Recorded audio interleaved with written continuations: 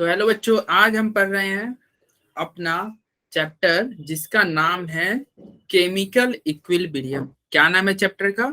Chemical equilibrium. ठीक है, तो इस चैप्टर में पढ़ना क्या है? तो इस चैप्टर में क्या पढ़ना है? तो जैसे पहले इसका नाम क्या है, केमिकल और इक्विलिब्रियम। तो यानी कि इस चैप्टर को पढ़ने से पहले हमें इक्विलिब्रियम समझना होगा। ठीक है, इक्विलिब्रियम क्या होता है वो थोड़ा समझना होगा। तो उसको स्टार्ट करने से पहले हम एक चीज देख रहे हैं कि types of chemical reaction. Chemical reaction कितने प्रकार के होते हैं? तो हमारा केमिकल रिएक्शन दो टाइप के होते हैं। कितने टाइप के केमिकल रिएक्शन होते हैं? दो टाइप के। एक इरिवर्सिबल रिएक्शन और दूसरा रिवर्सिबल रिएक्शन। केमिकल रिएक्शन दो तरह के हुए, इरिवर्सिबल और रिवर्सिबल। ठीक है, हेलो ऋषभ। तो हम दो तरह के केमिकल रिएक्शन होते हैं। हमारा चैप्टर है क्या? Chemical equilibrium. हमारा जो चैप्टर है केमिकल इक्विलिब्रियम है। ठीक है ना? हेलो। तो हमारा चैप्टर आपका बच्चे माइक भी ऑन है। आपको कोई डाउट होगा ना तो माइक ऑन करके आप डाउट पूछ लीजिएगा। तो केमिकल रिएक्शन हमारा दो तरह के हुए, एक इरिवर्सिबल दूसरा रिवर्सिबल। अब क्वेश्चन आता है कि इरिवर्सिबल रिएक्शन होता क्या है? तो इरिवर्सिबल रिएक्शन क्या होता है ये मैं आपको बताता हूं। क्या होता है?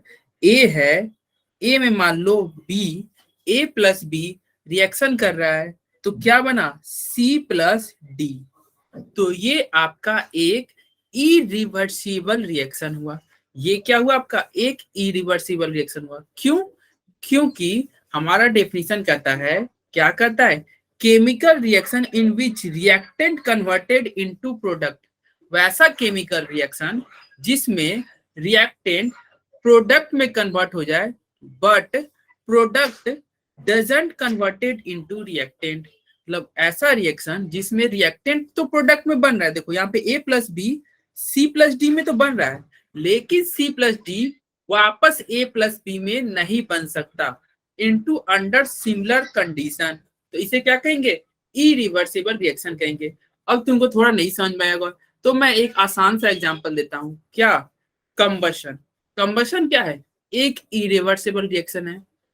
मतलब क्या हुआ? तो देखो, जब तुम किसी चीज को जला दिए, मान लो कोई पेपर है, एक बार तुम जला दोगे तो क्या तुम वो पेपर दोबारा आपको मिलेगा क्या? आपको क्या वो दोबारा वो पेपर मिलेगा क्या? जो चीज जल गया वो तो नहीं मिलेगा ना। तो वो क्या हुआ? वह एक इरिवर्सिबल रिएक्शन हुआ।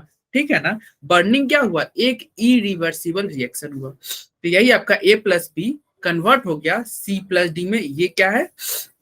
अच्छा, इरिवर्सिबल का हम हमेशा ऐसे एरो से दिखाते हैं। इरिवर्सिबल का साइन एक सिंगल एरो से दिखाते हैं। ठीक है, तो ए प्लस बी आपका बन रहा है सी प्लस डी में। और इरिवर्सिबल रिएक्शन क्या होगा? कंप्लीटली कंप्लीटली फॉर्म होगा। मतलब यहाँ पे तुम्हारा जो सी प्लस डी है ना, वो कंप्लीट प्रोडक्ट फॉर्म हो रहा है। और ये इसका क्या हमेशा वन डायरेक्शन में होता है। देखो ऐसे वन डायरेक्शन में होगा। एग्जाम्पल से तुमको और क्लियर होगा। क्या इसका एग्जाम्पल तुम्हारा एग्जाम्पल से और क्लियर होगा? जैसे मान लो यहाँ पे एक इरिवर्सिबल रिएक्शन का एग्जाम्पल है। क्या? NaCl है और AgNO3 है। इसमें तुम्हारा AgCl एक सॉलिड बन गया। ये जो सॉलिड बन गया ना, दोबारा तुमको जो प्रोडक्ट बन गया तो बन गया, फिर से तुम रिएक्टेंट नहीं ले सकते। जैसे कि मान लो तुमने पानी में चीनी मिला दिया, तो एक बार चीनी घुल गया तो फिर तुमको चीनी का क्रिस्टल नहीं मिलेगा। कोई चीज को जला दिए तो फिर वो तुमको वापस से नहीं मिलेगा। दूसरा इरिवर्सिबल का एग्जांपल क्या है? HCl plus NaOH neutralisation reaction है। इसमें क्या बना? NaCl plus H2O। तो यह क्या है? एक इरिवर्सिबल रिएक्शन है। और एग्जाम्पल क्या होगा? जैसे कंबशन, C प्लस O2, तुमने कार्बन को जलाया ऑक्सीजन के प्रेजेंस में तो तुम्हारा बना CO2। तो ये क्या है? एक इरिवर्सिबल रिएक्शन। फिर से तुमको कार्बन, एक बार कार्बन जल गया तो जल गया, फिर से तुमको कार्बन नहीं मिलेगा। तो क्या आपको इरिवर्सिबल रिएक्शन समझ में आया? क्या क्या समझ में आया? यस या नो?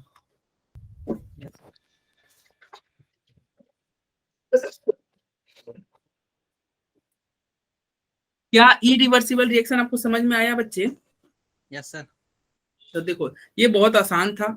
उसके बाद में आपका कुछ पॉइंट है इरिवर्सिबल का।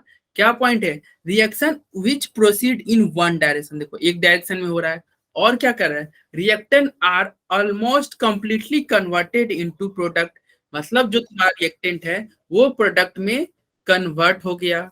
फिर क्या कर रहा है, product don't react to form reactant again, यानी कि प्रोडक्ट से तुम फिर से रिएक्टेंट तुमको नहीं मिलेगा। एक बार प्रोडक्ट बन गया, एक बार कार्बन जल गया तो जल गया, तुमको कार्बन जला CO2 मिला, एक बार CO2 मिल गया तो मिल गया, फिर से तुमको कार्बन नहीं मिलेगा। ठीक है, उसके बाद में क्या कर रहा है, डोंट अटेन इक्विलिब्रियम स्टेट। अब ये हम समझेंगे इक्विलिब्रियम क्या होता है। तो ये तुम्हारा हुआ इरिवर्सिबल रिएक्शन के बारे में कुछ पॉइंट। ठीक, अब आते हैं इरिवर्सिबल के बारे में तो हमने पढ़ लिया। हाल अब आते हैं हमारा दूसरा रिएक्शन, वो है रिवर्सिबल रिएक्शन। क्या है? Reversible reaction. अब इसका ये ठीक उल्टा होगा। रिवर्सिबल इरिवर्सिबल में क्या बना था, एक बार तुम किसी चीज को जला दिए तो जल गया, खत्म।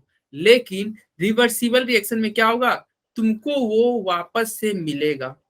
जैसे इसका मैं क्या बोलूंगा, ए से कोई चीज कन्वर्ट, ए से ए था, ए कन्वर्ट हो गया बी में, और फिर से बी ए में तुमको फॉर्म हो जाएगा। इसका सबसे अच्छा एग्जांपल होगा, मान लो पानी है, H2O लिक्विड, वो क्या हो गया, पानी तुम्हारा भाप बन गया, यानी कि H2O गैस, पानी तुम्हारा वेपर फॉर्म में कन्वर्ट हो गया। कुछ समय बाद वो वेपर फिर से तुम्हारा लिक्विड फॉर्म में कन्वर्ट हो जाएगा। तो ये तुम्हारा कंडेंसेशन होगा तो क्या होगा, लिक्विड फॉर्म में फिर से फॉर्म हो गया। तो ये क्या है, एक रिवर्सिबल रिएक्शन है। रिवर्सिबल रिएक्शन है। क्यों रिवर्सिबल बोला, क्योंकि तुम पानी जब तुम्हारा वेपर फॉर्म कर गया, वो दोबारा फिर से तो पानी में कन्वर्ट हो सकता है ना, तो क्या इसको रिवर्सिबल कहेंगे कि नहीं, बोलो अरे यस या नो। तो ये तुम्हारा रिवर्सिबल रिएक्शन हुआ। इसको दिखाते हैं ऐसे एरो से, दो एरो से दिखाना, रिवर्सिबल रिएक्शन को दो एरो से दिखाते हैं। इसके बाद में क्या है, इसका डेफिनेशन लिखा हुआ है, chemical reaction in which reactant converted into product, reactant जो है ये तुम्हारा प्रोडक्ट में बन जाएगा, and product also converted into reactant, product तुम्हारा फिर से रिएक्टेंट बन जाएगा अंडर सिमिलर कंडीशन। ठीक है ना, तो इसे क्या कहेंगे, रिवर्सिबल रिएक्शन कहेंगे। और ये जो है रिवर्सिबल, ये यहाँ पे क्या, रिवर्सिबल रिएक्शन नेवर अकर कंप्लीटली, तुम्हारा जो रिवर्सिबल रिएक्शन है ये कभी कंप्लीट नहीं होगा, ये हमेशा इनकम्प्लीट ही रहेगा। क्यों? क्योंकि ये क्या बोल रहा है, ए से तुम्हारा बी बन रहा है और फिर तुम्हारा बी से ए भी बन जा रहा है, तो ये रिएक्शन तो कभी कंप्लीट ही नहीं होगा। ठीक है ना, तो देखो जब ए से बी बनता है ना, तो इसे हम कहते हैं फॉरवर्ड रिएक्शन। क्या कहते हैं, फॉरवर्ड। ए से बी का बनना, जैसे मैं फिर से लिखता हूं, देखो ए है, ए से बी बना, तो क्या लिखोगे, ये तुम्हारा फॉरवर्ड स्टेप में रिएक्शन हो रहा है, तो क्या लिखोगे, फॉरवर्ड रिएक्शन। और फिर बी से ए बन रहा है, बी से क्या बन रहा है, ए बन रहा है, तो ये तुम्हारा क्या हो गया, बी से ए बनना क्या हो गया, बैकवर्ड रिएक्शन। क्या हो गया, बैकवर्ड रिएक्शन। तो ये तुम्हारा फॉरवर्ड और बैकवर्ड रिएक्शन हुआ। ठीक, तो ये जो था ये रिवर्सिबल रिएक्शन था। बोलो कुछ समझ में आया क्या, कुछ समझ में आया रिवर्सिबल रिएक्शन? Yes sir. तो अब हम आते हैं, देखो अब जो रिवर्सिबल रिएक्शन है ना, ये इक्विलिब्रियम स्टेट में भी आएगा। जो तुम्हारा रिवर्सिबल रिएक्शन है ये इक्विलिब्रियम स्टेट में आएगा। अब क्वेश्चन आता है कि भैया इक्विलिब्रियम क्या होता है, तो इक्विलिब्रियम एक्चुअली एक ऐसा पोजीशन हो जाएगा ना जहां पे फॉरवर्ड रिएक्शन और बैकवर्ड रिएक्शन दोनों क्या हो जाए, इक्वल हो जाए। इक्विलिब्रियम क्या होगा, एक ऐसा कंडीशन आएगा अच्छा, यहाँ पे आपका रिवर्सिबल का कुछ पॉइंट था, वो आप लोग देख लीजिएगा। रिएक्शन विच प्रोसीड दोनों डायरेक्शन में हो, ये कभी कंप्लीट नहीं होता है। Product react to form the reactant again, product से तुम्हारा फिर से रिएक्टेंट बन जाएगा। और अटेन्स इक्विलिब्रियम, ठीक है। ये आपको एग्जाम्पल ऑफ रिवर्सिबल का यहाँ पे एग्जाम्पल आपका भी है। N2O2 NO बन रहा है, यहाँ पे डबल एरो से तुम क्या बता रहे हो, ये एक रिवर्सिबल रिएक्शन है। ये भी डबल एरो क्या बता रहा है, यह एक रिवर्सिबल रिएक्शन है। मतलब रिएक्टेंट से प्रोडक्ट बना, प्रोडक्ट से फिर रिएक्टेंट बन रहा है। अब हम जो कर रहे थे क्या, हमारा जो चैप्टर का नाम है केमिकल इक्विलिब्रियम, उसमें जो वर्ड है इक्विलिब्रियम, वहां तक अब हम पहुंच रहे हैं। क्या हुआ इक्विलिब्रियम, तो इक्विलिब्रियम एक ऐसा रिवर्सिबल प्रोसेस है, इक्विलिब्रियम एक ऐसा रिवर्सिबल प्रोसेस है eight which property of reversible reaction don't change with time. मतलब रिवर्सिबल रिएक्शन का प्रॉपर्टी समय के साथ चेंज ना हो, ठीक है। क्या बोल दिया, अभी नहीं समझ में आया, थोड़ी देर में और समझ में आएगा। Equilibrium form when two opposite process occur with equal rate, यानी कि तुम इक्विलिब्रियम क्या हुआ, ए से तुम्हारा बी बन रहा है और बी से ए बन रहा है। इक्विलिब्रियम उस पोजीशन को कहेंगे जहां पे ए और बी का प्रॉपर्टी कुछ भी चेंज ना हो। ए और बी का प्रॉपर्टी देखो, तुम कोई रिएक्शन स्टार्ट किए तो इनिशियल क्या होगा, इनिशियल स्टेज में तुमको ए प्रोडक्ट में बनता हुआ दिखेगा, कुछ देर बाद में तुम्हारा जो बी है वो फिर से ए बनता हुआ दिखेगा। लेकिन इक्विलिब्रियम कंडीशन क्या होता है, जब ए और बी का कोई चेंज ना हो। अभी थोड़ा और इसको हम समझेंगे, आई मे बी अभी आपको थोड़ा नहीं समझ में आया होगा। देखो इक्विलिब्रियम क्या कर रहा है, equilibrium for when two opposite process occur with equal rate. मान लो ए से जो बी बन रहा है उसको रेट ऑफ फॉर्मेशन बोलोगे, ए से बी का बनना रेट ऑफ फॉर्मेशन हुआ, और बी से ए का बनना रेट ऑफ क्या हो गया, रेट ऑफ फॉर्मेशन, और बी से ए का बनना तुम्हारा रेट ऑफ बैकवर्ड रिएक्शन हो गया। यानी कि आर एफ जो हो गया, ए से बी बनना रेट ऑफ फॉरवर्ड रिएक्शन, ये क्या हो गया, एफ फॉर फॉरवर्ड रिएक्शन, और बी से ए बनना मतलब रेट ऑफ बैकवर्ड रिएक्शन। तो इक्विलिब्रियम पे क्या होता है, तो इक्विलिब्रियम पे बच्चे होता है आर एफ इक्वल होगा आर बी के। इक्विलिब्रियम पे क्या होगा, रेट ऑफ फॉरवर्ड रिएक्शन तुम्हारा रेट ऑफ बैकवर्ड रिएक्शन के बराबर हो जाएगा, ठीक है। तो ये क्या कर दिया, ये अभी धीरे धीरे तुमको समझ में आएगा।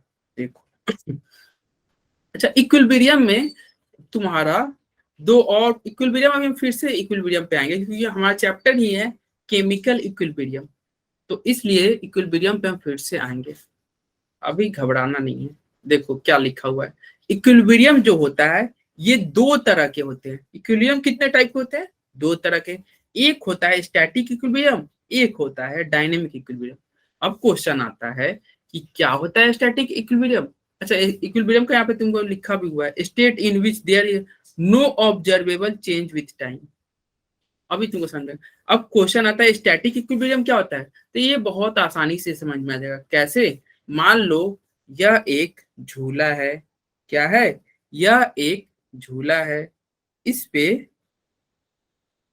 ऐसे तुम्हारा ये है, यहाँ पे एक बच्चा बैठा हुआ है, यहाँ एक बच्चा बैठा हुआ है, इस झूला पे दो बच्चे बैठे हैं। मान लो इस बच्चे का वेट 50 केजी है और दूसरे का भी वेट 50 केजी है, तो क्या ये झूला, बताओ, कोई मोशन करेगा क्या, दोनों बच्चा का वजन सेम है, तो क्या ये झूला, जो एक सीसॉ झूला नहीं होता है, ऐसे ये नीचे आता है फिर ये ऊपर जाएगा, फिर ये ऊपर जाएगा, ये नीचे आएगा, तो बताओ क्या दोनों बच्चा का वेट सेम रहेगा, तो क्या ये कोई मोशन करेगा क्या ये झूला, यस या नो।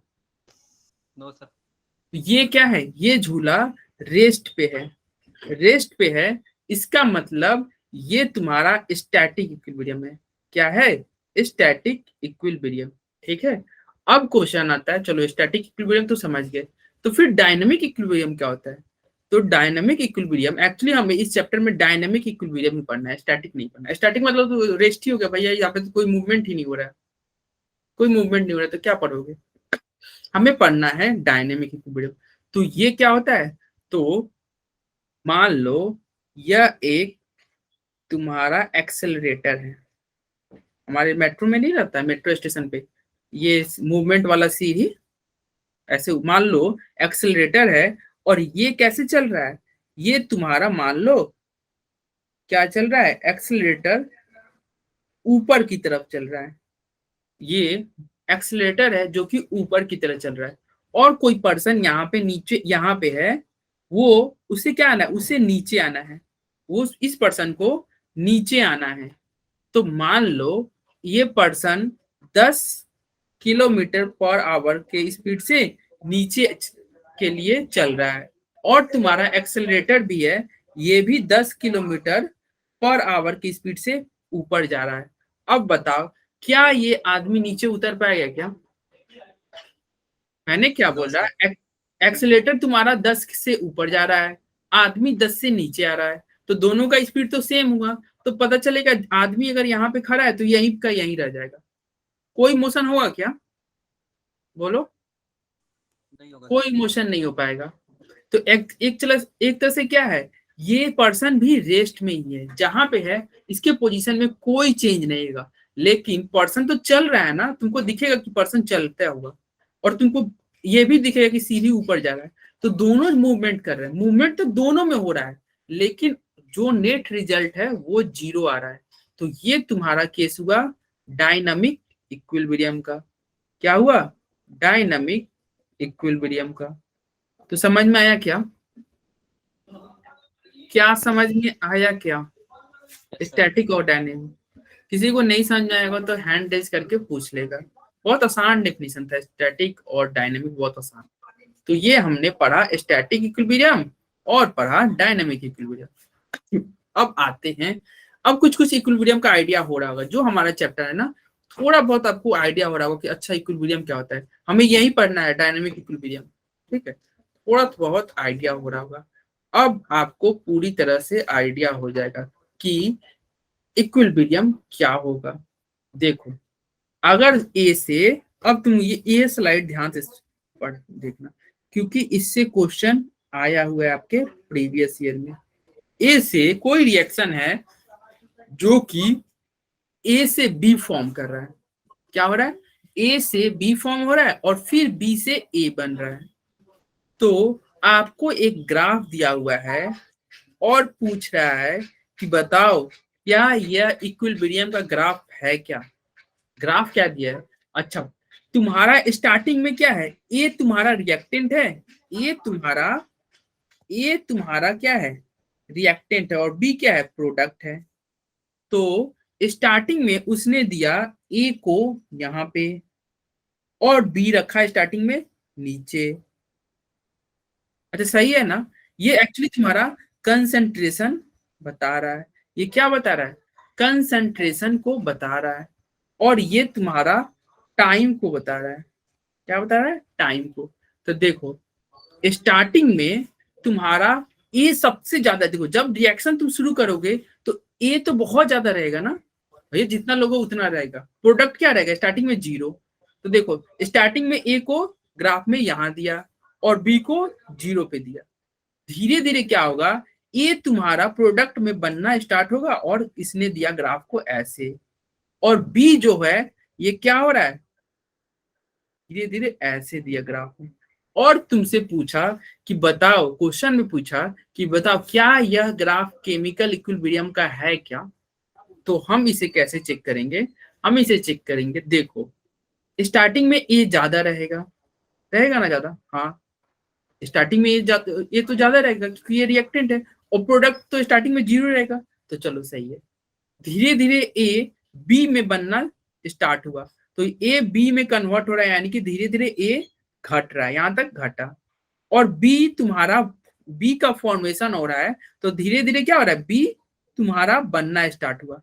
एक समय के बाद में, यानी कि कौन समय के बाद में, मान लो ये टी टाइम है, ये तुम्हारा टाइम क्या है, टी है।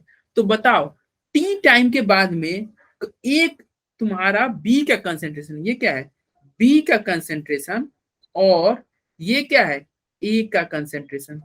तो टी टाइम के बाद में तुम्हारा दोनों का कंसेंट्रेशन क्या हो रहा है, कोई चेंज नहीं हो रहा है, एक फिक्स हो गया कि नहीं।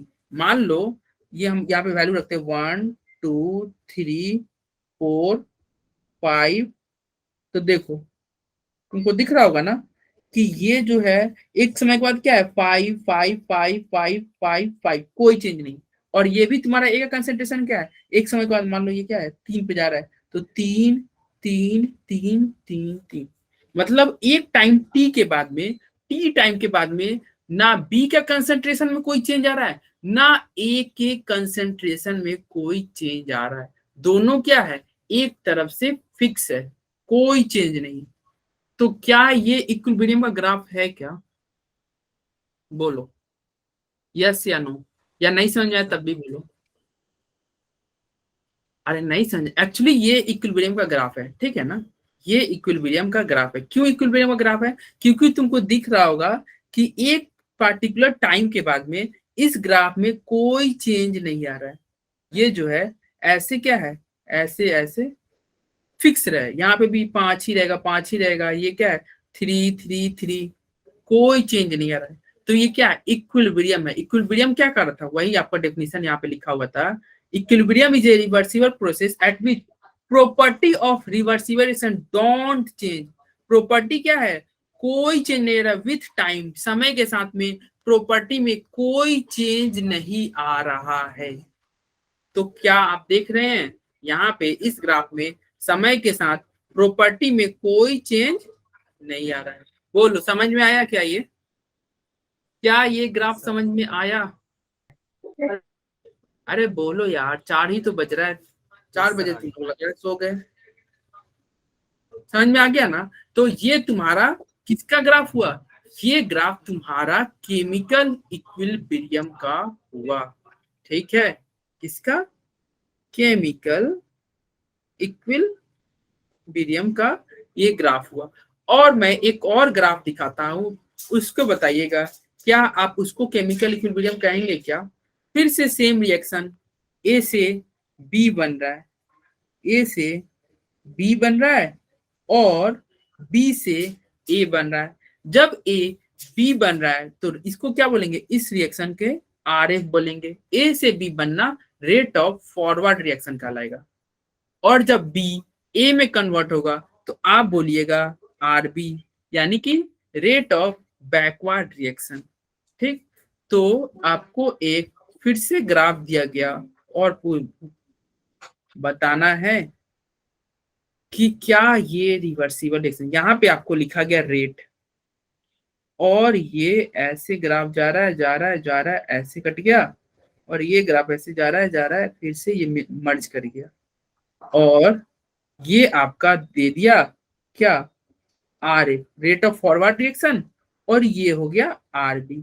और हम जानते हैं इक्विलिब्रियम कब कहलाता है, इक्विलिब्रियम पे क्या होता है, रेट ऑफ, इक्विलिब्रियम पे क्या होता है, rate of forward reaction is equal to rate of backward reaction. Equilibrium पे यही होता है, हमें पता है। तो तुम बताओ, एक यहाँ पे नीचे मान लो क्या है, टाइम है, और ये तुम्हारा ऊपर क्या था, रेट है, ऊपर तुम्हारा रेट है। तो क्या एक पार्टिकुलर टाइम टी के बाद में, टाइम टाइम टी के बाद में R F is equal to R B नहीं हो गया, बोलो। सर, तो क्या ये इक्विलिब्रियम हुआ कि नहीं। यस सर होगा। तो ये दोनों ग्राफ आपके प्रीवियस ईयर में पूछे हुए हैं कि बताओ ये ग्राफ इक्विलिब्रियम के है कि नहीं, जिसमें सही जो आपका आंसर था ये वाला ग्राफ सही होगा, और पिछले वाले में ये वाला ग्राफ सही होगा। दोनों आपको इक्विलिब्रियम को बता रहा है। तो दोनों ग्राफ में क्या अंतर है, दोनों ग्राफ में एक्स एक्सिस पे टाइम लिए थे, यहाँ भी टाइम लिए, बट यहाँ पे वाई एक्सिस पे कंसेंट्रेशन लिए थे, और यहाँ पे वाई एक्सिस पे रेट लिए थे। अब रेट का मतलब कुछ बच्चों को नहीं समझ में आएगा, तो देखो रेट जो बताता है ना, स्पीड बताता है, कोई रिएक्शन कितने स्पीड से हो रहा है, क्या बता रहा है, स्पीड। और इक्विलिब्रियम पे बी का बनने का जो स्पीड होगा, रेट होगा, वही तुम्हारा ए का बनने का भी स्पीड होगा, यानी कि आर ए बराबर आर ए होगा। बोलो कोई दिक्कत, कोई समस्या, कोई परेशानी, नहीं समझ में आया, बकवास लग रहा है, क्या चल रहा है। कोई लाइफ में टेंशन और हो तो बताओ। समझ में आया क्या? Yes sir. अरे और बच्चे क्यों नहीं बोलते हैं? आप लोग ऐसे ही शांत रहते हैं क्या? डेली क्लास में बोलना चाहिए यार, बोलोगे तब तो क्लास में मतलब लगे कि हाँ कुछ सीख रहे हैं, कुछ पढ़ रहे हैं। अब तुम इक्विलिब्रियम प्रोसेस में आगे बढ़ते हैं। हमने डायनेमिक इक्विलिब्रियम देखा, स्टैटिक इक्विलिब्रियम देखा। इक्विलिब्रियम हमने क्या देखा? दो तरह के इक्विलिब्रियम हमने देखा यहाँ पे, दो तरह के, स्टैटिक और डायनेमिक। अब जो डायनामिक इक्विलिब्रियम होगा ये भी दो तरह के होंगे। ये जो आपका डायनामिक इक्विलिब्रियम है, एक्चुअली यहाँ पे इक्विलिब्रियम लिखा हुआ है बट यहाँ पे हम लिख सकते हैं क्या? Dynamic equilibrium. ये भी दो तरह के होते हैं, पहला फिजिकल इक्विलिब्रियम, दूसरा केमिकल इक्विलिब्रियम। अब क्वेश्चन आता है कि भैया फिजिकल इक्विलिब्रियम क्या है? तो ये तो बहुत आसान है, जिसमें क्या हो जाए? स्टेट चेंज हो। क्या हो जाए? स्टेट का चेंज हो। अब स्टेट का चेंज मतलब क्या हुआ? सॉलिड से लिक्विड बन जाए या लिक्विड से सॉलिड बन जाए। जैसे आइस क्यूब है, आइस क्यूब को आपने टेबल पे रखा, वो पिघल रहा है, फिर वो आइस बन रहा है। दूसरा क्या होता है? दूसरा और क्या एग्जांपल लेंगे? मान लीजिए वही लिक्विड से गैस बन रहा है और फिर गैस चेंज होके लिक्विड में बन रहा है। तो ये तुम्हारा फिजिकल इक्विलिब्रियम हुआ। ये बहुत आसान है फिजिकल इक्विलिब्रियम, जिसमें स्टेट चेंज हो। दूसरा होता है केमिकल इक्विलिब्रियम। इसमें क्या होगा? कोई केमिकल रिएक्शन टाइप होगा। क्या होगा? एक केमिकल रिएक्शन जैसा कुछ होगा। जैसे कि इसका एग्जांपल हो जाएगा, मान लो H2 है प्लस Br2 है, H2 प्लस Br2, आपका क्या बना? आपका बना 2HBr। 2HBr। तो ये क्या हुआ? यह एक केमिकल इक्विलिब्रियम हुआ। ठीक, देखो यहाँ पे कोई स्टेट चेंज नहीं ना हो रहा है, यहाँ पे तो तुम्हारा एक रिएक्शन हो रहा है ना, हाइड्रोजन ब्रोमीन मिलके क्या बना? Hydrogen bromide. यहाँ पे एक केमिकल रिएक्शन हो। केमिकल इक्विलिब्रियम में कोई केमिकल रिएक्शन होगा। क्या होगा? केमिकल रिएक्शन होगा। और फिजिकल इक्विलिब्रियम में क्या होगा? केवल स्टेट चेंज होगा। सॉलिड से लिक्विड बन जाए, लिक्विड से गैस बन जाए, गैस से सॉलिड बन जाए, यही सब होगा। तो समझ में आया क्या? तो क्या एक क्वेश्चन आप कर सकते हैं कि अच्छा यहाँ पे तुम्हारा फिजिकल इक्विलिब्रियम का कुछ दिया हुआ है। जैसे फिजिकल इक्विलिब्रियम का क्या दिया है? सॉलिड से लिक्विड बन रहा है, लिक्विड से वेपर बन गया, फिर सॉलिड से वेपर बन रहा है, और क्या दे रहा है? गैस का डिसोल्यूशन हो रहा है लिक्विड में, फिर क्या दिया है? Dissolution of solid in liquid. ये तुम्हारा कुछ फिजिकल इक्विलिब्रियम के एग्जांपल दिए। ठीक है, अब ये क्वेश्चन बताओ कि इसमें कौन सा फिजिकल इक्विलिब्रियम को नॉट रिप्रेजेंट, ये चारों में से कौन सा फिजिकल इक्विलिब्रियम को रिप्रेजेंट नहीं कर रहा है? अच्छा ये बताओ, क्या पहला फिजिकल इक्विलिब्रियम है क्या? क्या पहला ऑप्शन सॉलिड से लिक्विड बन रहा है, ये फिजिकल इक्विलिब्रियम है या केमिकल इक्विलिब्रियम? जल्दी बताओ, देखते सर कौन बच्चा फिजिकल है। आंसर देता है। फिजिकल या केमिकल पहला? सर फिजिकल है। फिजिकल है, बिल्कुल बिल्कुल फिजिकल है। माइक ऑन करके बच्चे आप बोल सकते हैं, ठीक है ना? दूसरा जो है, ये बताओ गैस गैस गैस, ये फिजिकल है या केमिकल है? क्या केमिकल रिएक्शन हो रहा है क्या? यस सर केमिकल है। केमिकल तो रिएक्शन हो रहा बिल्कुल बिल्कुल सही, केमिकल है। तीसरा बताओ फिजिकल या केमिकल? सॉलिड है। Sir physical. सॉलिड क्या? फिजिकल। फिजिकल। अच्छा ये फिजिकल दिख रहा है आपको? नहीं, ये तो डिसोसिएशन नहीं हो रहा है। फिजिकल में केवल स्टेट चेंज होना चाहिए। क्या होना चाहिए? सॉलिड से लिक्विड बन जाए, लिक्विड से सॉलिड बन जाए, कोई टूटना नहीं चाहिए। यहाँ पे ब्रेकडाउन नहीं हो रहा है बच्चे, ये ब्रेकडाउन हो रहा है ना? देखो CaCO3 सॉलिड से तुम्हारा ब्रेकडाउन हो गया ना। अरे टूट नहीं गया क्या? ये तुम्हारा जो एक में CaCO3 है, ये ब्रेक डाउन हो गया कैल्शियम ऑक्साइड और CO2 में। तो ये भी तुम्हारा केमिकल इक्विलिब्रियम है। क्यों? क्योंकि कोई बॉन्ड टूट गया। फिजिकल में ऐसा टूटना फूटना कुछ नहीं होता, बस सॉलिड से लिक्विड करो, लिक्विड से गैस करो, फिर तुम्हारा बस यही चेंज हो। यहाँ पे अगला क्या है? ये तुम्हारा रिएक्शन हो रहा है कि नहीं है? तो फिजिकल या केमिकल बताओ? Sir chemical. हाँ, तो ये भी तुम्हारा केमिकल है। तो आंसर तुम्हारा फिजिकल इक्विलिब्रियम ए हो गया और बाकी तीनों केमिकल इक्विलिब्रियम हो गया। किसी को डाउट? किसी को ना समझ में आया हो? अरे किसी को नहीं समझ में आया तो हैंड रेज भी कर देगा, मैं फिर से बता दूंगा, ठीक है ना। बाकी तुम बच्चे बहुत शांत रहते हो यार, बहुत शांत रहते हो। क्लास में यार बोलना चाहिए। मैं जिस क्लास में बच्चे मतलब क्लास लेता हूँ, बच्चे बहुत बोलते हैं। मैं शायद पहली बार ले रहा हूँ तुम्हारी क्लास, और तुम बच्चे भी शायद मेरे से पहले ही पढ़ रहे हो, इसलिए ऐसे शांत शांत हो। ठीक है ना, शांत नहीं रहते यार। देखो अब जो है तुम्हारा वही एक्सप्लेनेशन दिया हुआ है। ये तुम्हारा क्या है, देखो फेज चेंज हो रहा है तो क्या है, ये तुम्हारा फिजिकल इक्विलिब्रियम था, ये तुम अपना देख लेना।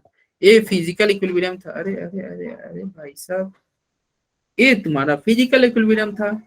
बी तुम्हारा नॉट फिजिकल है यानी कि केमिकल है। सी तुम्हारा भी नॉट फिजिकल है यानी कि केमिकल है। और डी तुम्हारा भी नॉट फिजिकल यानी कि केमिकल है। So option B C D is the answer, यानी कि ये मल्टीपल चॉइस क्वेश्चन था और इसका आंसर डी सी डी। उसने क्या पूछा था कि बताओ कौन सा फिजिकल इक्विलिब्रियम नहीं है। ठीक है, तो हमारा आंसर होगा बी सी डी। ठीक है, अब आते हैं आगे, और आता है एक लॉ ऑफ मास एक्शन। ये लॉ ऑफ मास एक्शन बहुत इंपॉर्टेंट है, इसको अच्छे से समझना, क्योंकि ये सारा चैप्टर जो है इसी पे टिका हुआ है। जिस बच्चा को ये नहीं समझ में आया उसका ये पूरा चैप्टर समझो खत्म, खलास।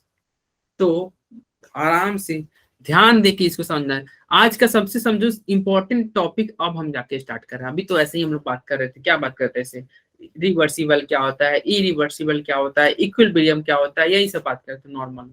अब आते हैं, अभी तक जो बात की है इसमें किसी को डाउट हो तो हैंड रेज करे, नहीं तो अब हम स्टार्ट करते हैं लॉ ऑफ मास एक्शन।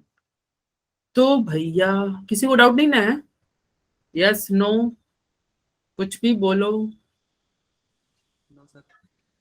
बस नो एक सर। एक रीसा बोल रहा है, और मैसेज में आर्या का मैसेज आ रहा है, रोशन आरा का, और अभी संजना ने बोला। तो बच्चे तुम लोग बोला करो क्लास में, ठीक है। तो लॉ ऑफ मास एक्शन अब स्टार्ट कर रहे हैं। तो this law was proposed by क्या है, गुल्डबर्ग एंड वेज। मतलब इस लॉ को प्रपोज किया किसने, गुल्डबर्ग एंड वेज। ये आप लोग पढ़ लीजिएगा। उसके बाद में क्या कर रहा है, at a particular temperature the rate of a chemical reaction is proportional to the product of active mass is proportional to the product of active mass of reactant raised to the power of their stoichiometric coefficient। नहीं समझ में आया होगा, बिल्कुल नहीं समझ में आएगा, अब समझ में आएगा। अभी ये तुमको नहीं समझ में आएगा, ये इस पे हम फिर से आएंगे, ठीक है। और एक्टिव मास के बारे में क्या लिखा हो, यहाँ पे लिखा हुआ है, कुछ नहीं समझ में आया आपको। यहाँ पे मैथमेटिकल एक्सप्रेशन के बारे में है, ये आप लोग बाद में देख लीजिएगा, इसको मैं खुद से कराता हूँ, ठीक है। अब समझ में आएगा तुमको। मान लो एक केमिकल रिएक्शन है, क्या है, एक के ध्यान से देना भाई, ध्यान देना नहीं तो कहानी खत्म हो जाएगा। एक केमिकल रिएक्शन है, ए प्लस बी कन्वर्ट हो रहा है सी प्लस डी। हमने ऐसे दो एरे क्यों दिए, क्योंकि यह एक रिवर्सिबल रिएक्शन है और ये मान लो इक्विलिब्रियम है। तो देखो रिएक्टेंट ज्यादा होगा। अच्छा ये जो ऊपर तुम्हारा बन रहा है ये क्या है, ऊपर का लाएगा rate of formation R F, और ये तुम्हारा नीचे क्या कहलाएगा आर वी, यानी कि रेट ऑफ बैकवर्ड रिएक्शन। तो रेट ऑफ फॉरवर्ड रिएक्शन किसके प्रोपोर्शनल होगा, तो तुम ये सोच ध्यान से दे बताना। मान लो तुम्हारा H2O कोई रिएक्शन है, H2O लिक्विड से H2O गैस में बन रहा है, तो बताओ जितना ज्यादा तुम पानी लोगे क्या उतना ज्यादा वेपर बनेगा कि नहीं। जितना ज्यादा पानी लो, भैया पानी ही कोई कम ले तो उसका वेपर तो कम होगा ना, बोलो। अरे यस यस। तो रेट ऑफ फॉर्मेशन यानी कि इस केस में आर एफ, जैसे इस केस में लिक्विड के डायरेक्टली प्रोपोर्शनल था, इस केस में आर एफ ए और बी के डायरेक्टली प्रोपोर्शनल होगा। इस केस में आर एफ ए और बी के डायरेक्टली प्रोपोर्शनल होगा। तो हम जानते हैं कि जब भी जब ये प्रोपोर्शनलिटी की क्यों लिखते हैं, समझ में आया ना। जैसे यहाँ पे जितना पानी रहेगा उतना ही गैस बनेगा ना, यानी कि तुम्हारा इस केस में तुम्हारा मान लो आर एफ ये है और आर बी ये है। इस केस में तुम्हारा आर एफ जो है डायरेक्टली प्रोपोर्शनल हो जाएगा H2O लिक्विड के, H2O लिक्विड के। तो देखो आर एफ डायरेक्टली प्रोपोर्शनल हुआ A इंटू बी। तो क्या हम यहाँ पे लिख सकते हैं क्या, R F is equal to K F A into B. हमने क्या लिख दिया, R F is equal to K F into A B. क्यों लिखा, क्योंकि हमें पता है प्रोपोर्शनलिटी साइन हटाने के लिए हमेशा हम क्या लगाते हैं, इक्वल साइन लगाते हैं। क्या लगाते हैं, इक्वल। ठीक है, कोई दिक्कत, कोई दिक्कत नहीं है। तो अब देखो, अब तुम्हारा इस केस में मान लो जितना ज्यादा गैस तुम्हारा बन गया उतना ही ज्यादा ना लिक्विड बनेगा, यानी कि आरबी, क्या हम बोल सकते हैं कि आरबी तुम्हारा डायरेक्टली प्रोपोर्शनल हो जाएगा H2O गैस के। H2O गैस मतलब क्या होगा, मान लो स्टीम। भैया जितना ज्यादा बादल बनेगा उतना ज्यादा ही तो बारिश होगा ना। क्या होता है भैया, पानी को हम गर्म करते हैं, पानी तुम्हारा भाप बन गया और वो भाप कंडेंस होके मतलब भाप तुम्हारा बादल बना और बादल तुम्हारा कंडेंस होके फिर से क्या हो गया, बारिश के फॉर्म में गिर गया। मान लो बादल ही नहीं रहेगा, H2O गैस फॉर्म में तुम्हारा नहीं गया, तो पानी फिर से आएगा क्या, बारिश होगा क्या, तो नहीं। तो रेट ऑफ बैकवर्ड रिएक्शन तुम्हारा इसमें डायरेक्टली प्रोपोर्शनल हो रहा है गैस के, H2O गैस के। तो सिमिलरली यहाँ पे हम लिख सकते हैं क्या, R B directly proportional to concentration of C into concentration of D. बोलो, लिख सकते हैं क्या? Yes sir. तो फिर से प्रोपोर्शनलिटी हटाने के लिए हम क्या करेंगे, R B is equal to K F K B concentration of C into concentration of D. क्या कोई दिक्कत है क्या? कोई दिक्कत नहीं है। तो बताओ इक्विलिब्रियम पे क्या होता है, तो हमने पढ़ा था एट इक्विलिब्रियम, एट इक्विलिब्रियम क्या होता है, R F is equal to R B. हमने तो पढ़ा था। तो क्या इक्वेशन 1 और इक्वेशन 2 को हम इक्वल कर दें क्या? बोलो बच्चों। देखो ये बहुत इंपॉर्टेंट क्वेश्चन, ये तुम्हारा बोले ना, ये पूरा चैप्टर इसी पे टिका हुआ है। आर एफ, नहीं नहीं, दोनों को जब इक्वल करोगे तो क्या लिखोगे, K F concentration of A concentration of B is equal to K B concentration of C into concentration of D. बोलो कोई दिक्कत है क्या? इक्वल ही तो No, किया है, sir. कोई दिक्कत नहीं। अब तुम क्या करो, दोनों को डिवाइड कर दो। किसको किसको डिवाइड करो? ये हमारा इक्वेशन आ ही गया, बहुत आसान था। K F divided by K B is equal to concentration of C into concentration of D divided by concentration of A into concentration of B. देखो हमने क्या किया, ये इसको इस साइड करोगे तो डिवाइड में आ जाएगा और बाकी, अरे समझ में आ रहा ना, ये सी और डी पहले से ऊपर में था तो ऊपर का ऊपर में रह गया और ये ए बी नीचे आ गया। बोलो यहाँ पे इसमें कोई दिक्कत? No sir. कोई No. दिक्कत नहीं है। तो ये देखो, ये जो तुम्हारा के एफ बाई के बी था ना, इसको हम क्या लिख सकते हैं, इसको हम लिख सकते हैं K E is equal to concentration of C into concentration of D divided by concentration of A into concentration of B. ये तुम्हारा के ई क्या है, तो इसे कहते हैं इक्विलिब्रियम कांस्टेंट। क्या कहते हैं, इक्विलिब्रियम कांस्टेंट। तो अगर तुमसे कोई पूछे इक्विलिब्रियम कांस्टेंट का इक्वेशन बताओ तो क्या लिख सकते हो, क्या के ई इज, अच्छा हम क्या लिख रहे हैं, हमने डेरिवेशन कैसे किया, ये हमने डेरिवेशन किया भैया R F directly proportional to A B के, फिर हमने R B directly proportional to C D लिखा, फिर क्या किया, प्रोपोर्शनलिटी हटाने के लिए हमने एक कांस्टेंट टर्म लाया, फिर क्या किया, दोनों को इक्वल किया और फिर डिवाइड कर दिया। तो के एफ बाई के बी क्या होता है, के ई कहलाता है, के ई कहलाता है। और ये जो तुम ब्रैकेट ऐसे हम लिख रहे हैं ना, इस ब्रैकेट का मतलब क्या होता है, कंसेंट्रेशन। वही कंसेंट्रेशन जो तुम मोल कंसेंट्रेशन पढ़ोगे, मोलारिटी। कंसेंट्रेशन को हम क्या बोल सकते हैं, और मोलारिटी भी बोल सकते हैं। और कोई इसका यूनिट पूछे कंसेंट्रेशन में क्या होता है, तो मोल डिवाइडेड बाई वॉल्यूम। ये सब तुम लोग मोल कंसेप्ट में पढ़े होगे। तो यही तुम्हारा डब्बा क्या बता रहा है, कंसेंट्रेशन को बता रहा है। तो के ई निकालना समझ में आया क्या? तो के ई तुम्हारा क्या होगा, आसान भाषा में कोई बोले तो क्या है भाई, ये प्रोडक्ट है ना, प्रोडक्ट का मल्टीपल डिवाइडेड बाई रिएक्टेंट का मल्टीपल। देखो हमने क्या लिखा, देखो सी क्या था, हमारा प्रोडक्ट था, और ए और बी क्या है, रिएक्टेंट ही तो है। सी प्रोडक्ट है और ए और बी रिएक्टेंट है। तो कंसेंट्रेशन यानी कि इक्विलिब्रियम कांस्टेंट का फॉर्मूला क्या हो जाएगा, प्रोडक्ट का कंसेंट्रेशन डिवाइडेड बाय रिएक्टेंट का कंसेंट्रेशन। समझ में आया क्या?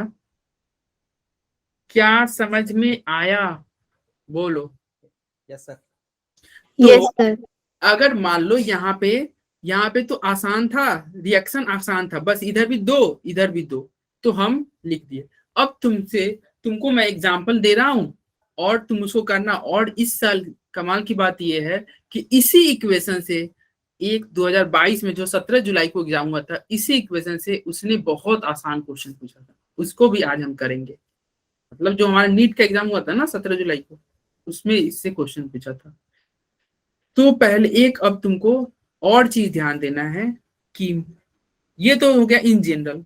अगर इसी इक्वेशन में मान लो ए मोल रहता प्लस बी मोल रहता और सी मोल रहता और क्या रहता डी मोल बन रहा है, तो तुम्हारा केसी का फॉर्मूला क्या होगा, हम अभी जानते हैं।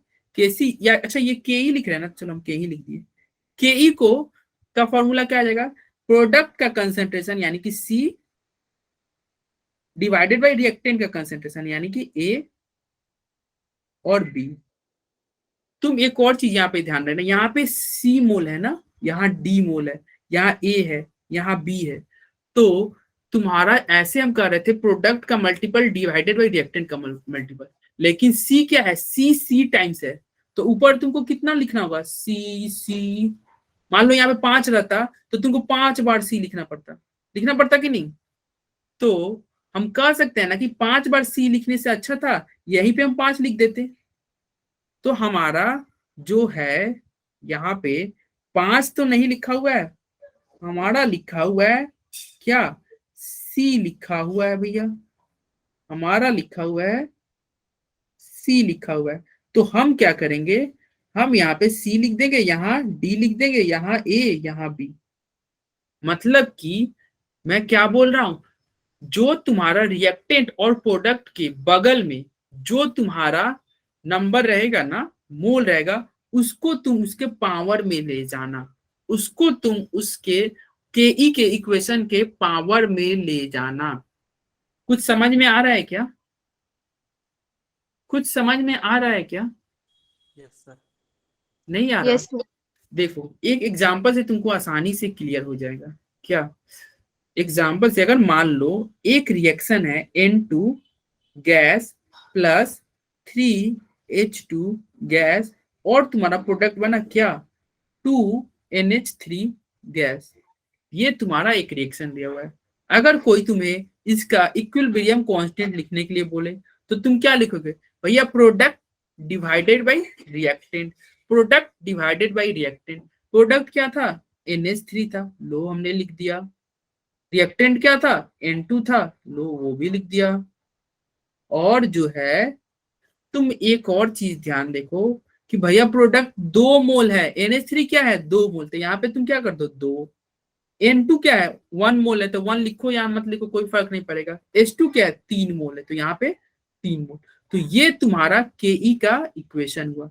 ये क्या हुआ, ये तुम्हारा इक्विलिब्रियम कांस्टेंट का इक्वेशन हुआ। बोलो समझ में आया क्या? क्या समझ में आया? Yes sir. तो ये तुम्हारा के का इक्वेशन हुआ। अब तुम्हारा ये दो छोटे छोटे टर्म है क्या, उसके बाद हम 2022 वाला क्वेश्चन करेंगे। दो छोटे छोटे की पॉइंट है, उसे ध्यान देना। एक होता है होमोजीनियस रिएक्शन और एक होता है हेट्रोजीनियस रिएक्शन। क्या होता है, एक होता है आपका होमोजीनियस और दूसरा होता है, ये आपका हम क्वेश्चन करेंगे, ठीक है ना, ये नीट 2022 का ये वाला करेंगे। बहुत अच्छा क्वेश्चन है, आसान क्वेश्चन है। देखो एक कहाँ गया कहाँ गया। इक्विलिब्रियम दो होते हैं, एक होमोजीनियस और एक हेट्रोजीनियस।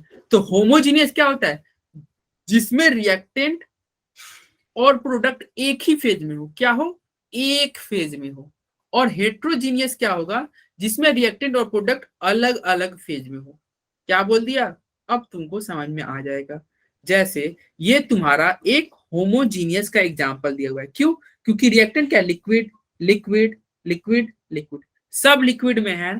तो तुम यहाँ पे के ई क्या वैल्यू क्या हो जाएगा, के ई का वैल्यू होगा इसका, और ये दोनों, भैया यही करोगे ना, इन दोनों को डिवाइड कर दो ना, CH3CO, C2H5, CO अरे C2H5, concentration of H2O divided by reactant, यानी कि रिएक्टेंट क्या है, C2H5OH इंटू CH3COH। अरे के ई क्यों कैसे लिखे, समझ में आ रहा है ना, हमने क्या किया, प्रोडक्ट डिवाइडेड बाई रिएक्टेंट कर दिया। तो ये तुम्हारा होमोजीनियस था। ये तुम्हारा एक और यहाँ पे एग्जांपल है, इसका तुम लिखवा दो मुझे के ई। क्या इसका हम के ई नहीं लिख सकते क्या, के ई इसका लिख सकते हैं क्या, कंसेंट्रेशन ऑफ HCl का पावर 2 जाएगा ना, divided by concentration of H2 into concentration of Cl2। बोलो समझ में आया क्या, अरे आया क्या समझ में। ये तुम्हारे देखो मैं बोल रहा हूं ना, होमोजीनियस में जैसे हम अभी निकाल रहे थे ना, वैसे ही होमोजीनियस में निकालना है। लेकिन हेट्रोजीनियस में ऐसा नहीं करेंगे। हेट्रोजीनियस पहले क्या होता है, जैसे देखो ये तुम्हारा हेट्रोजीनियस है, कैसे, ये सॉलिड है, ये सॉलिड है, ये क्या है, गैस है, सब एक फेज में नहीं हुआ। होमोजीनियस का मतलब होता है सब एक ही फेज में हो, सब क्या हो, एक फेज में हो, एक फेज में। ये हेट्रोजीनियस है, क्यों, क्योंकि एक तो सॉलिड है, एक गैस निकल गया, मतलब नहीं होता है घर में सब एक जैसे नहीं है, तो वो हुआ हेट्रोजीनियस। तो जब भी हेट्रोजीनियस होगा ना, तो केई में ना तुम केवल गैस वाले टर्म को ही लिखना। किसको लिखना, केवल गैस वाले टर्म को लिखना, बाकी सबको सॉलिड लिक्विड को इग्नोर कर देना। जैसे इस क्वेश्चन में तुम अगर कोई केई कहेगा ना लिखने के लिए, तो तुम क्या लिखोगे, प्रोडक्ट डिवाइडेड बाई रिएक्टेंट करते हो, तो अगर पहले के तरीके से लिखोगे तो क्या लिखते, CaO CO2 divided by concentration of CaCO3। But हम क्या बोले, ये जब सॉलिड रहेगा ना उसका वन लेना है, सॉलिड को वन ले लेना है या फिर इग्नोर कर देना है। तो कैल्शियम ऑक्साइड क्या है, एक सॉलिड है, तो इसको काट दो और इसको भी काट दो, इसको हम नहीं लिखेंगे, इसको हम, ये सॉलिड था ना तो इसलिए हम इसको नहीं लिखेंगे, इसको नहीं लिखेंगे। तो क्या आएगा, के ही आएगा इस केस में, केवल कंसेंट्रेशन ऑफ CO2। समझ में आया क्या, होमोजीनियस हेट्रोजीनियस वाला कंसेप्ट समझ में आया क्या आपको। हमने बोला, क्या बोला, मैंने ये बोला कि जब कभी भी होमोजीनियस रिएक्शन हो, यानी कि सब एक फेज में हो, फिर तुम किसी को इग्नोर मत करो। होमोजीनियस में तुम्हारा सबको तुम ले लो, ठीक है, लेकिन जब हेट्रोजीनियस रहेगा ना, तो केवल गैस वाले को ही लेना, सॉलिड लिक्विड को इग्नोर कर देना, वन उसका होता है, ठीक है। तो यही मैंने बताया। जैसे यहाँ पे देखो होमोजीनियस है ये, तो इसका के ही अगर कोई बोले लिखने के लिए, तो जल्दी बताओ क्या होगा, concentration of PCl3 into concentration of Cl2 divided by concentration of PCl5। अरे समझ में आ रहा है क्या, समझ में आया क्या, इसमें किसी को इग्नोर नहीं करोगे, क्यों, क्योंकि सब गैस में है, सब गैस में है, ठीक है। और तुम्हारा यहाँ पे जैसे कोई है क्या, नहीं ये तो कर ही लिया हमने क्वेश्चन, ये क्वेश्चन कर ही लिया। जैसे मैं एक एग्जांपल देता हूं, आपको बताना है कि इसमें किसको इग्नोर कर देंगे और किसको लिखेंगे। क्या आसान सा एग्जांपल है कि यहाँ पे मैं लिखता हूँ, कहाँ लिखूंगा मैं लिखूंगा यहाँ पे, चलो इसी पे लिखते हैं कि एग्जांपल है CuSO4 डॉट 3H2O सॉलिड है, कन्वर्ट हो गया किसमें, नहीं अरे अरे अरे अरे भाग क्यों रहे हो भाई,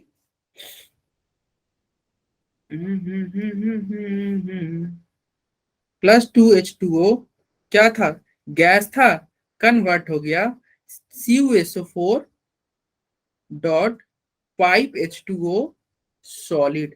तो इसका के बताओ, के में तो क्या होगा, प्रोडक्ट में ये सॉलिड है, ये सॉलिड है, ये दोनों को तुम इग्नोर कर दो, तो प्रोडक्ट में तो कुछ बचा नहीं, तो 1 divided by concentration of H2O, और H2O का आगे कितना है, 2 है, तो ऊपर लगा दो 2, तो ये तुम्हारा इसका के हो गया। कोई दिक्कत, क्या कोई दिक्कत है क्या? अरे समझ में आया क्या? यस सर, आ गया। तो ये तुम्हारा के। और देखो एक और चीज याद रखना, के को ना हम केसी भी बोल सकते हैं, जो के है इसको केसी बोल सकते हैं। देखो के मतलब क्या हुआ, इक्विलिब्रियम कांस्टेंट, और केसी मतलब क्या हुआ, इक्विलिब्रियम कांस्टेंट एट, मतलब देखो हम क्या ले रहे हैं, कंसेंट्रेशन ही ले रहे हैं ना, तो केसी मतलब क्या हुआ, C for concentration, C for concentration, तो के को हम केसी भी लिख सकते हैं। अब तुम ये क्वेश्चन बनाओ जो तुम्हारा इस साल पूछा हुआ था। देखो मैं क्वेश्चन थोड़ा आपको हेल्प कर दे रहा हूँ, बहुत इजी क्वेश्चन है, हालांकि हेल्प की जरूरत भी नहीं पड़ेगी। अब आपको ये रिएक्शन दिया है, क्या रिएक्शन दिया हुआ है, तो रिएक्शन उसने दिया है 3O2 गैस कन्वर्ट कर गया 2O3 गैस में, ठीक है, और कह रहा है कि केसी का वैल्यू उसने दिया है, केसी का वैल्यू क्या है, केसी का वैल्यू उसने दिया हुआ है 3 इंटू 10 का पावर -59, और क्या दिया हुआ है, O2 का भी वैल्यू दिया हुआ है, कंसेंट्रेशन ऑफ O2 का वैल्यू क्या दिया हुआ है, कंसेंट्रेशन ऑफ O2 क्या दिया हुआ है, O2 का कंसेंट्रेशन आपको दिया हुआ है 0.04, 0.04। तो ये बताओ 0.04 इसका दिया हुआ है, केसी का वैल्यू दिया है, और तुमसे क्या पूछ रहा है, O3 का कंसेंट्रेशन पूछ रहा है। तो क्या तरीका करेंगे, सबसे पहले तुमको के लिखना होगा, तो के का इक्वेशन तुम बताओ, इस रिएक्शन के लिए के हम क्या लिखे, कंसेंट्रेशन ऑफ O3 बोलो यार, divided by concentration of O2, देखो सब तो गैस में है, किसी को इग्नोर नहीं करेंगे, सब तो गैस में है, O3 का आगे क्या है, 2 है, तो हम ऊपर 2 लिख दे, और इसके आगे 3 है, तो क्या 3 लिख दे क्या, समझ में आया क्या? अरे समझ में आया क्या मैंने किया? Yes sir. ये तुम के लिख दिए, ठीक, और देखो के का वैल्यू उसने दिया ही है, के या केसी यहाँ पे जो भी है, मैंने बोला ना के को केसी भी बोल सकते हैं, तो के या केसी जो भी है सेम ही चीज होता है। तो केसी का वैल्यू दिया है 3 इंटू 10 का पावर -59, तो केसी का वैल्यू हम यहाँ पे पुट कर दे, 3 इंटू कितना है 10 का power -59 is equal to O3 आपको निकालना था, तो O3 के जगह पे हम क्या लिख दिए, x² लिख दिए, O3 को हमने x मान लिया, तो x² लिख दिए, डिवाइडेड बाई O2 का वैल्यू क्या था 0.04 है, तो 0.04 का क्या है पावर 3। कोई दिक्कत है क्या? अरे कोई दिक्कत है क्या भाई? No sir. तो कोई दिक्कत नहीं है, तो देखो x² इज इक्वल टू क्या हो जाएगा, x² is equal to 3 into 10 का पावर -59 इंटू क्या हो जाएगा 0.04 का पावर 3, ठीक है। अरे कोई दिक्कत? No sir.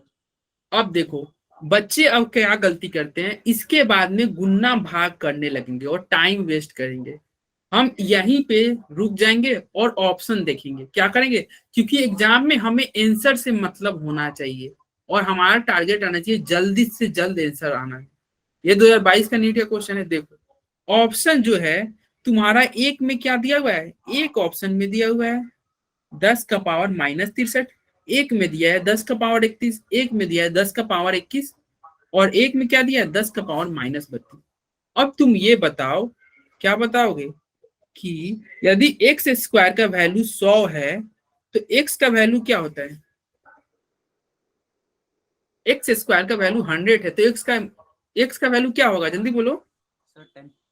10 होगा, ठीक है, x² यदि 100 है तो x का वैल्यू 10 हो जाएगा, तो ये 100 को हम क्या लिख सकते थे, 10 का पावर 2, और x कैसे निकालते हैं, 2 भागा 2 किए यानी कि 1 हो गया, तो एक चीज तुम ये ध्यान देना, स्क्वायर से अगर रूट निकालना रहता है ना, तो जो पावर आता है उससे 2 से हम डिवाइड कर देते हैं। जैसे कि मान लो X square is equal to रहता 10 का पावर 6 रहता, तो एक्स इज इक्वल टू क्या हो जाएगा, 10 का पावर 6 डिवाइडेड बाई 2, यानी कि 10 का पावर 3। समझ में आ रहा है क्या? हम स्क्वायर से एक्स कैसे निकालते हैं, जो पावर आता है ना उससे 2 से डिवाइड कर देंगे।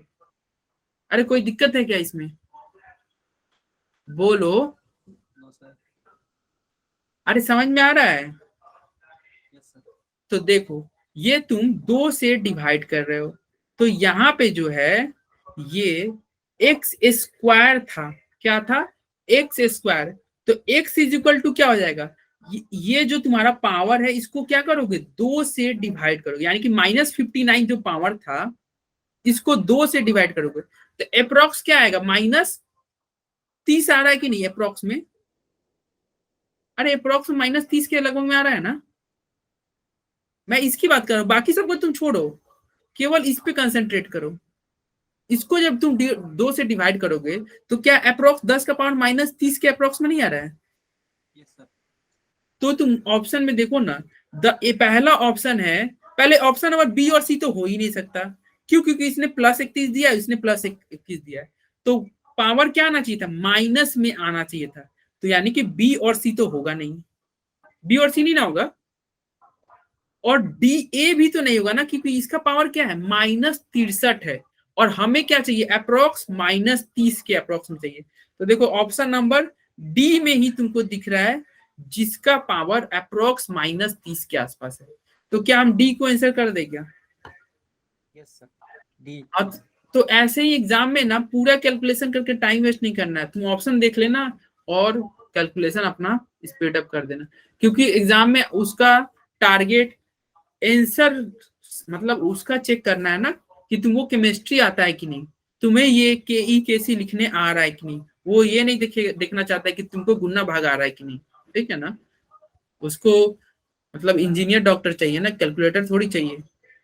तो ऐसा ही ऑप्शन देंगे, बच्चा क्या करता है ना इसके बाद में पूरा कैलकुलेट करेगा, तो उसमें टाइम किल हो जाता है। हालांकि आप कहिएगा तो इसको मैं पूरा कैलकुलेट करके भी दिखा दूंगा, नहीं तो आप खुद भी कर लीजिएगा। क्या है, 3 × 10 के बाद -15 है, और यहाँ पे ये, तो आप इसको पूरा कैलकुलेट कर लीजिएगा। समझ में आया क्या ये क्वेश्चन? Yes sir. आया समझ? किसी को कोई डाउट, किसी को डाउट होगा तो वो पूछ लेगा। मैं रिकॉर्डिंग को ऑफ करता हूँ, फिर किसी के डाउट को हम देखते हैं।